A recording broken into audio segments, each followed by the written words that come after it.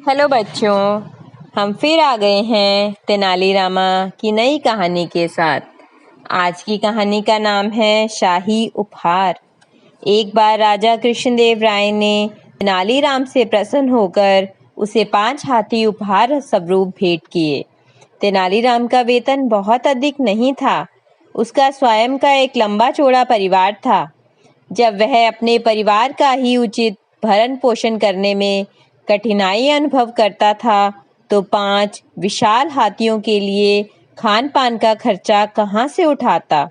लेकिन उसने राजा से इस विषय में कुछ नहीं कहा और शाही तोहफे को स्वीकार कर लिया।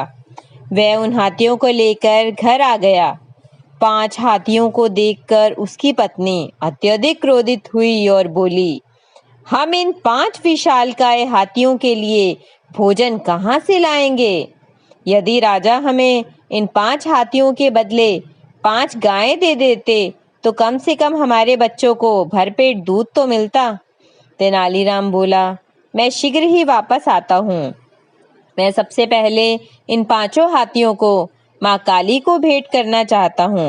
वह इन 5 हाथियों को लेकर माँ काली के मंदिर में गया और माँ के चरणों में अपना शीश नवाया। इसके बाद वह हाथियों को लेकर नगर भ्रमण करने लगा। इसी बीच कुछ लोगों ने हाथियों को कुछ न कुछ खाने को भी दिया, लेकिन अधिकतर समय हाथी भूखे ही रहे। इस तरह भोजन न मिलने के कारण हाथी कुछ ही दिनों में कमजोर हो गए। उधर राजा को हाथियों की दुर्दशा के बारे में ज्ञात हुआ तो उन्होंने तेनाली को दरबार में उपस्थित होने का आदेश दिया। अगले दिन तेनाली दरबार में उपस्थित हुआ।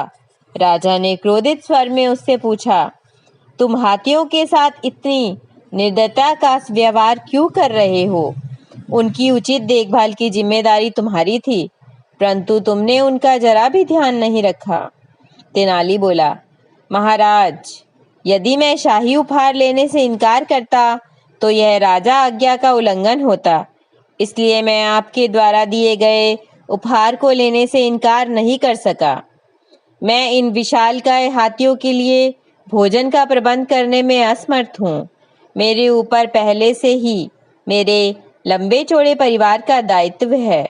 वह आगे बोला, महाराज, यदि आप मुझे इन 5 विशालकाय हाथियों के बदले 5 गायें उपहार में दें तो यह मेरे लिए लाभप्रद होगा। कम से कम मेरे परिवार को भरपूर दूध तो प्राप्त हो सकेगा। तेनाली की बात सुनकर राजा को अपनी गलती का एहसास हुआ और उन्हें लगा कि उसने तेनाली को 5 विशालकाय हाथी देकर बहुत बड़ी गलती की है।